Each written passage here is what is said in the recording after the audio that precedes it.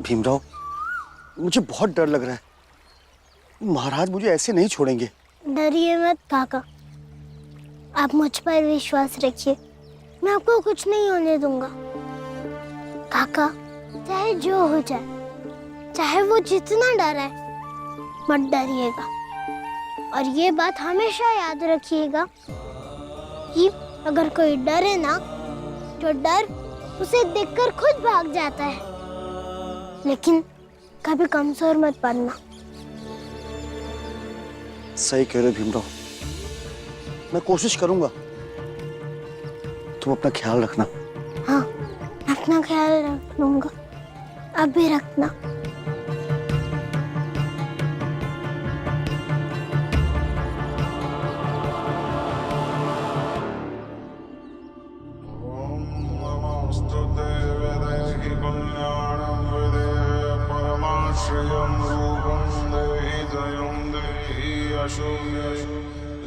महाराज, मंगेश का भाई महेश।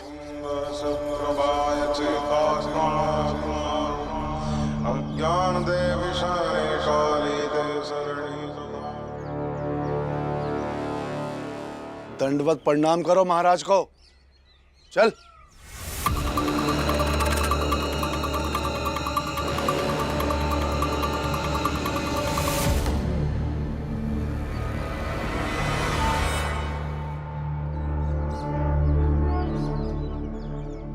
आपने हमें क्यों बुलाया महाराज?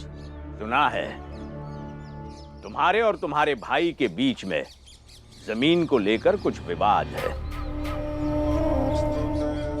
हाँ है, और वो जमीन मैं लेकर ही रहूंगा, चाहे आप धर्म के नाम पर उसे कितना भी अपने में मिलाने की कोशिश क्यों न कर ले।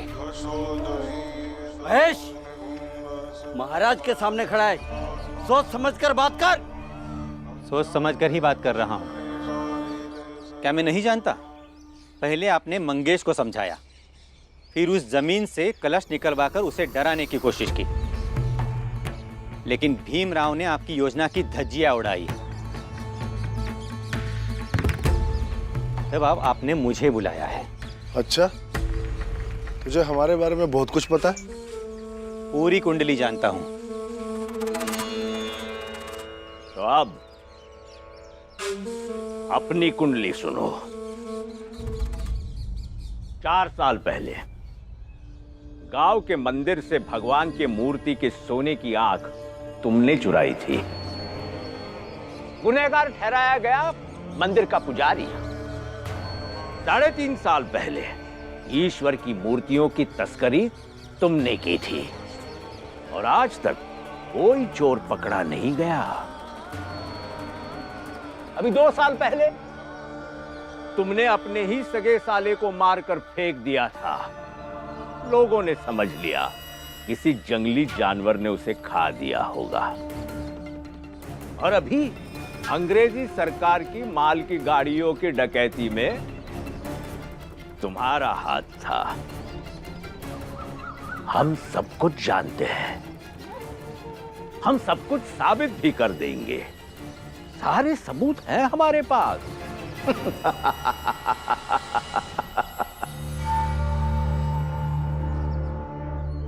वैसे हर अपराधी की कुंडली रखना हम बहुत जरूरी समझते हैं। हमारा भी काम निकल आता है ना कभी कभी।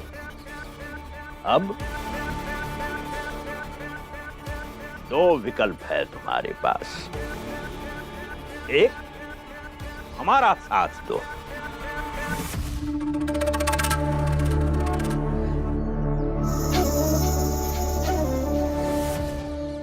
लो, इसे ले लो, चरणामृत है। खुद प्राशन कर लो और अपने परिवार को पिला दो। हमारी भक्ति को स्वीकार कर लो। तुम और तुम्हारा पूरा परिवार हमारा भक्त बन जाएगा, और फिर सब कुछ ठीक हो जाएगा। और दूसरा विकल्प, हमारी बात को टाल दो और इंतजार करो कि कब पुलिस तुम्हारे दरवाजे पर आती है और तुम्हें पकड़कर ले जाती है। बाकी फैसला तुम्हारा।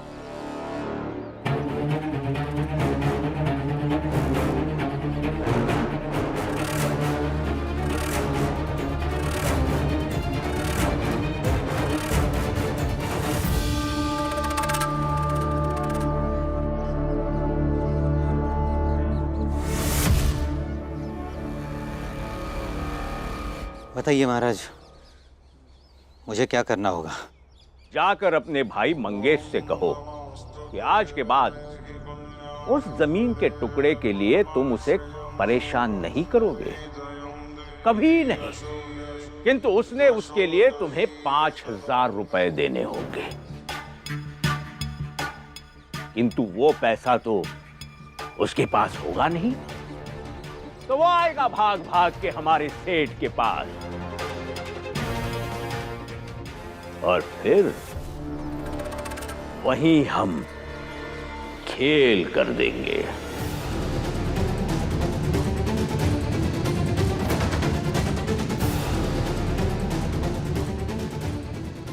ठीक है महाराज जी, मैं वैसे ही करूंगा।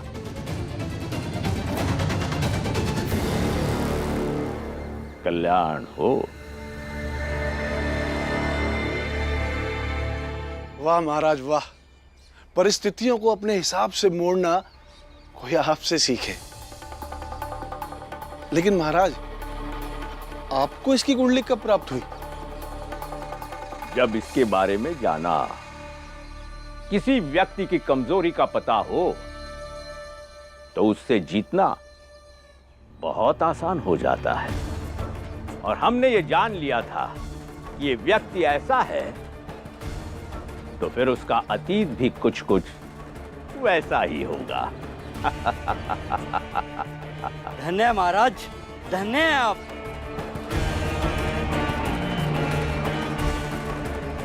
अब बचा लो भीमराव, उस जमीन के टुकड़े को भी और चाय वाले मंगेश को भी।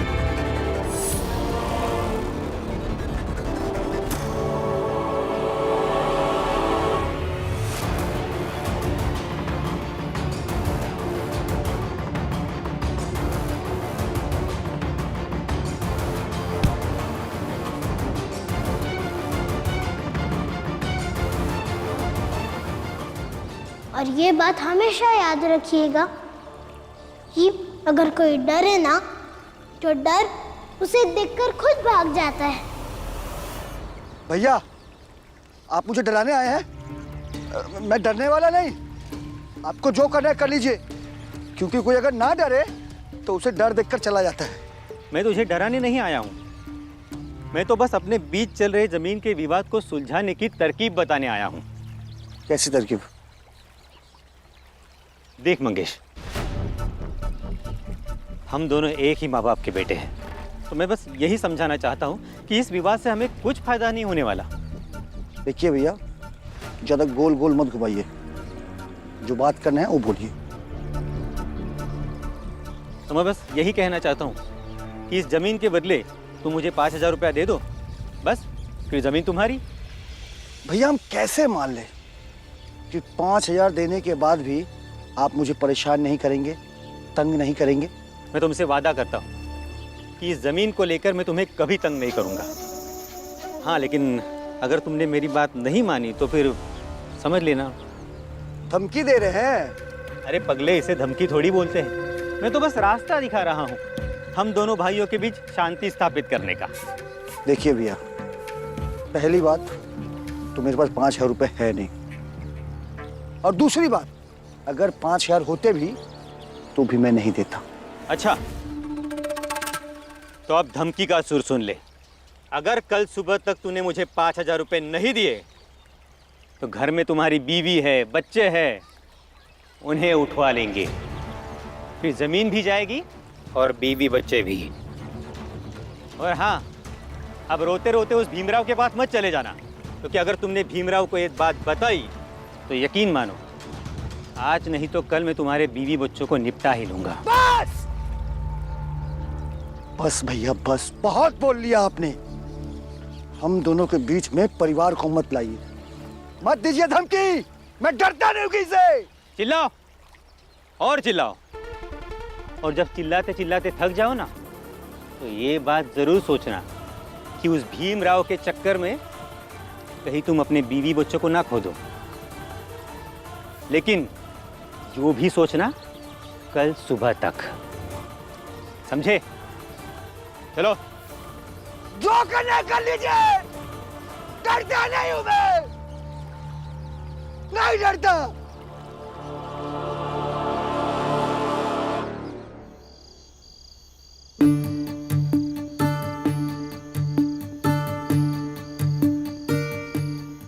रामजी काका, रामजी काका, आया।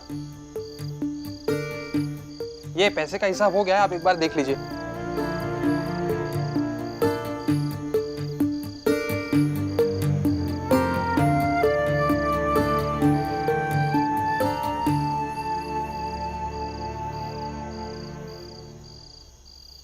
आनंद, पढ़ाई का समय है, पढ़ाई करो। बाबा आज बहुत चला ना, तो इसलिए थक गया हूँ। तो फिर कल से दुकान पे मत आना। तुमने कहा था ना, काम के साथ साथ पढ़ाई भी कर लूंगा। अगर तुमसे नहीं हो रहा है तो रहने दो। नहीं बाबा, भाव मैं पढ़ाई भी करूंगा और काम भी करूंगा। तो फिर काम के समय में काम और पढ़ाई के समय में पढ़ाई होनी चाहिए। ठीक है बाबा, मैं अगली बार से ध्यान रखूंगा। अरे रामजी काका, क्यों परेशान हो रहे हैं? ये लोग कहाँ पढ़ लिख के वायसराय बनने वाले हैं।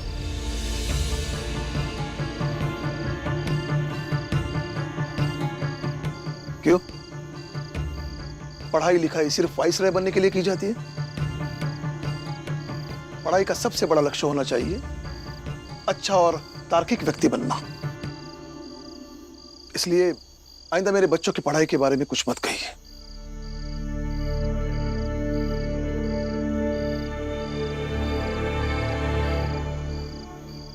ये हिसाब और उसके पैसे।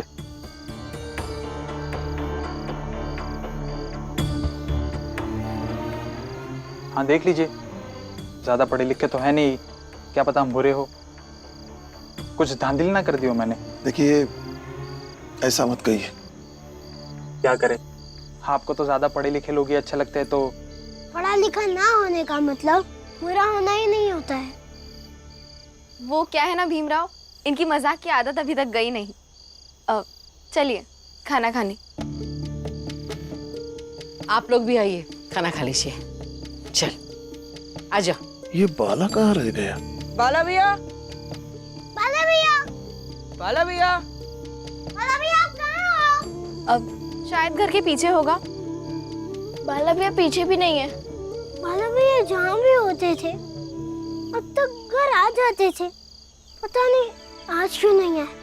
ठीक है, मैं बाला को देख कर आता हूँ। बाबा मैं भी चलता हूँ आपके साथ। चल। हाँ बाबा, मैं भी चलता हूँ। चल। बाला भैया! इन सब के नाटक में हम क्यों परेशान हो? मुझे तो बहुत भूख लगी है, मैं जा रहा हूँ। चलोगी अब कि यहीं रहोगी?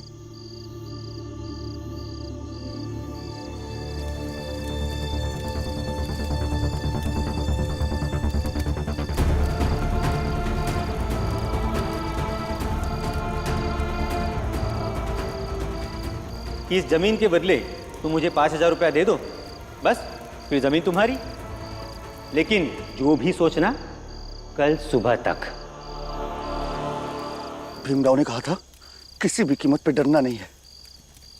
एक काम करता हूँ, भीमराव को जाकर बताता हूँ कि मेरे भाई ने मुझे धमकी दी है। हाँ। अब रोते रोते उस भीमराव के पास मत चले जाना, क्योंकि अगर तुमने भीमराव को एक बात बताई तो यकीन मानो, आज नहीं तो कल मैं तुम्हारे बीवी बच्चों को निपटा ही लूंगा। नहीं नहीं, भीमराव के पास नहीं जा सकता। अगर महेश को पता चल गया और वो मेरे परिवार वालों के साथ कुछ गलत कर दिया तो मैं जिंदगी भर अपने आप को माफ नहीं कर पाऊंगा। फिर क्या करूं मैं, कुछ समझ नहीं आ रहा।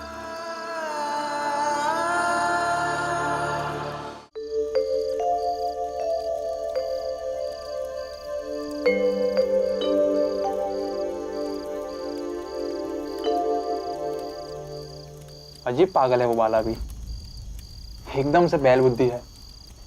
मुझे तो समझ ही नहीं आता कि वो कब क्या करता रहता है।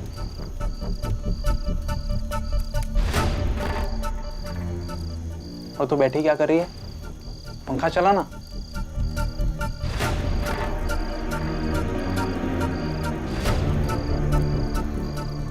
और बाला तो जो है सो है, एक आनंद है। बड़ा भाई होकर भीमराव का चमचा बना फिरता रहता है। और भीमराव पढ़ाई के पीछे ऐसे पागल है जैसे पढ़ लिख कर कोई वाइसराय बन जाएगा। आप क्यों उन लोगों के पीछे पड़े हुए हैं? तुम्हें बड़ी चिंता लगी रहती है इन लोगों की, क्यों?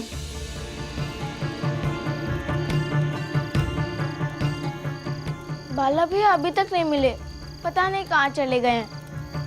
अरे आ जाएगा थोड़ी देर में, और अगर नहीं आया तो मैं खाना खा के आता हूँ, फिर ढूंढेंगे उसे। जाओ। ठीक है। अब चले जाओ यहाँ से। चला जाता हूँ और फिर लौटूंगा नहीं, तब तो आप खुश रहेंगे ना? सो गई क्या? जी नहीं। जाओ बाहर जाओ, मैं खा लूँ तब आना। दिन भर पति काम करके आता है, लेकिन बीवी को इतनी तमीज नहीं कि थोड़ा ढंग से प्यार से उसे खाना दे। जा तू बाहर, फिर जा।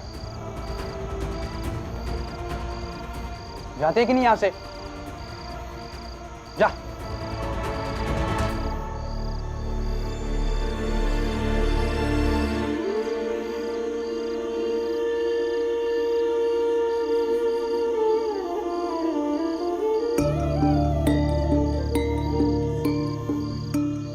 ये बाला इतनी रात को कहाँ गया होगा?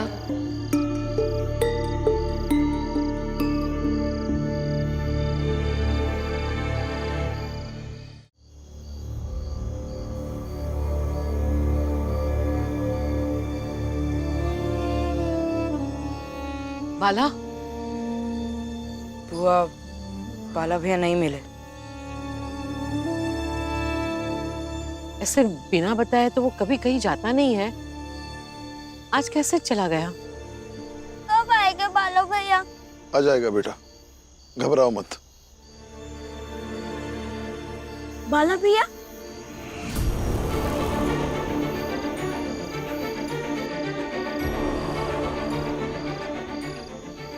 बाला भैया?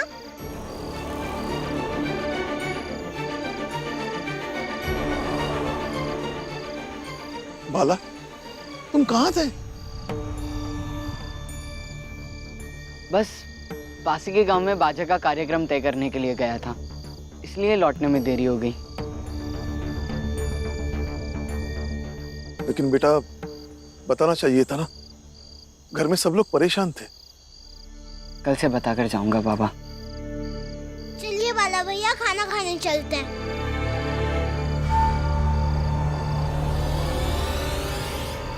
सुनो,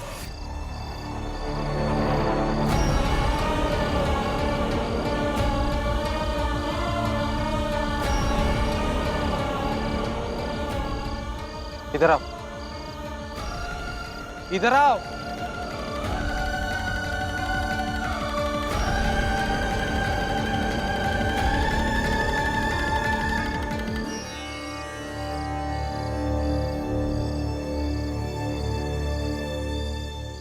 कहां से आ रहे हो तुम? मैंने पूछा कहां से आ रही हो तुम? बताओ कि इतनी रात को कहां से आ रही हो?